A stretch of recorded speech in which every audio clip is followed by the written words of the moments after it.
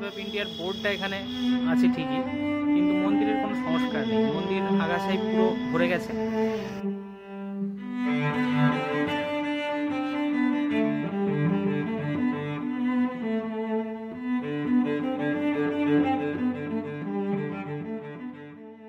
দেখেই বোঝা যাচ্ছে যে বহুদিন হলো মন্দিরের কোনো সংস্কারমূলক কোনো কাজ বা আগাছা পরিষ্কার করা কোনো কিছুই সম্ভবপর হয়ে ওঠেনি।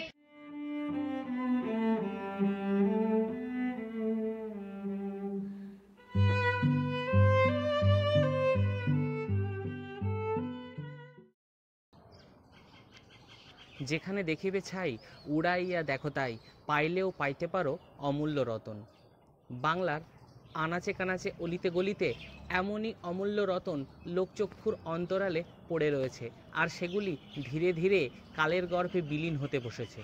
আর সেই সমস্ত স্থাপত্যগুলিকেই আপনাদের সামনে তুলে ধরার অদম্য প্রয়াস নিয়ে আমার এই ছোট্ট প্রচেষ্টা। আজ আমরা পৌঁছে গেছিলাম হালিশহর। গঙ্গা তীরবর্তী এই শহরটি অনেক প্রাচীন। মোঘল আমলেও এই শহরের উল্লেখ পাওয়া যায়। এই হালিশহরেরই একটি অলিগলিতে পড়ে রয়েছে এক বিশাল স্থাপত্য শিল্পের অনন্য নিদর্শনের সম্ভার।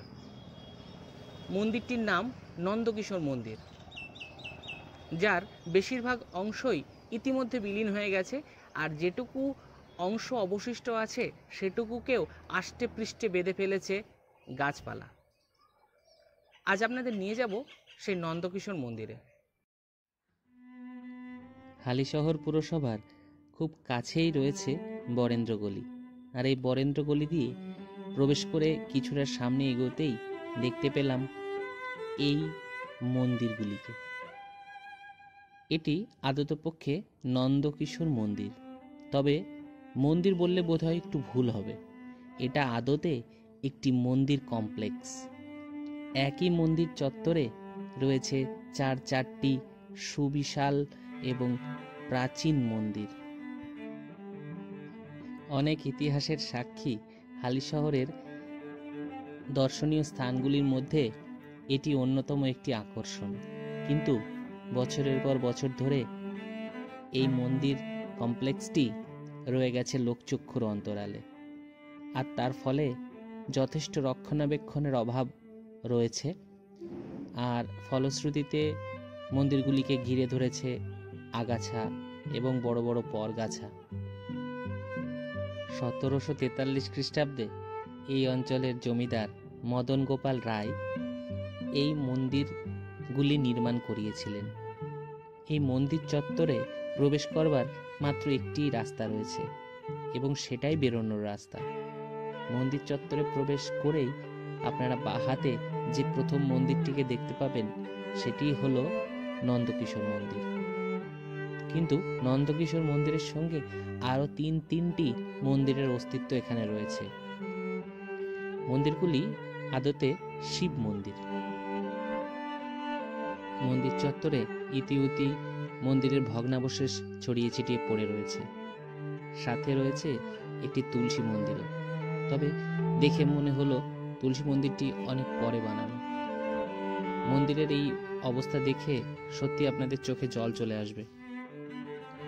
পিছনের সারির মন্দির দুটিকে দেখে তো মন্দির বললেই বোধহয় ভুল হবে, কারণ এদেরকে দখল করে নিয়েছে পরগাছা।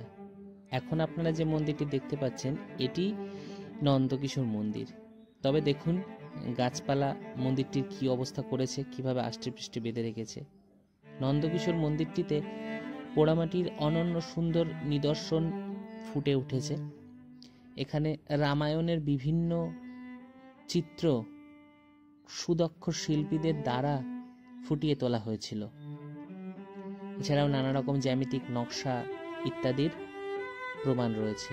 আর ডান দিকের যে মন্দিরটি, সেখানে শুধুমাত্র জ্যামিতিক নকশা ও ফুল লতাপাতার অলঙ্করণের কাজ রয়েছে। এটিতে কোনো জীবনযাত্রা বা কোনো দৃশ্যের অবতারণা করা হয়নি। নন্দকিশোর মন্দিরটিতে মোটা মোটা গাছের গুড়ি হয়ে গেছে, এবং অনেক পুরানো এই মন্দির আশু সংস্কার প্রয়োজন। আমি আপনাদের কিছুটা দেখানোর চেষ্টা করছি এই মন্দিরের কারুকার্যগুলো। দেখুন কতটা নিখুঁত এবং নিপুণ দক্ষতার সঙ্গে তিল তিল তিল তিল করে মন্দির গাত্রটিকে অলঙ্কৃত করা হয়েছিল। আর এই অমূল্য সম্পদটিকে আমরা ধীরে ধীরে হারাতে বসেছি।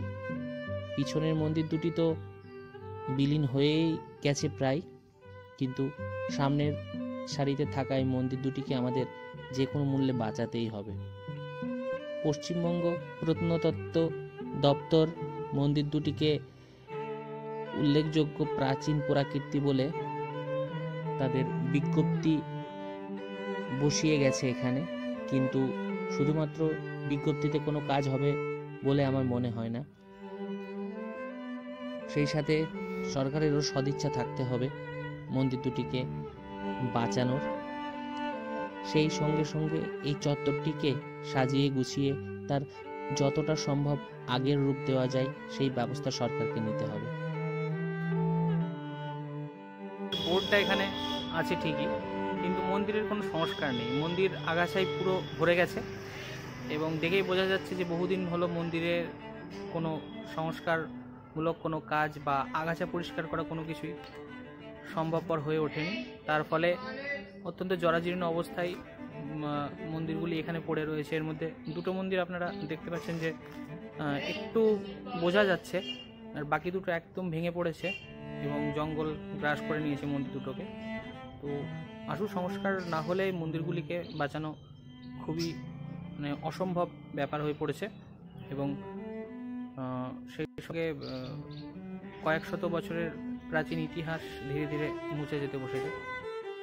আমার মনে হয় প্রতিটি সুস্থ, স্বাভাবিক এবং সচেতন এবং শুভবুদ্ধি সম্পন্ন মানুষ আমার সঙ্গে একমত হবেন যে আমাদের এই প্রাচীন ঐতিহ্যমণ্ডিত স্থাপত্যগুলিকে আমাদের সযত্নে সংরক্ষিত করতেই হবে এবং সেগুলিকে আমাদের ভবিষ্যৎ প্রজন্মের কাছে তুলে ধরতেই হবে আরও শত শত বছর ধরে, যাতে আমাদের এই বাংলা প্রাচীনকাল থেকেই কতটা স্থাপত্য শিল্পে এবং শৈল্পিক সত্তায় কতটা উন্নত ছিল সেটা যেন আমরা তুলে ধরতে পারি।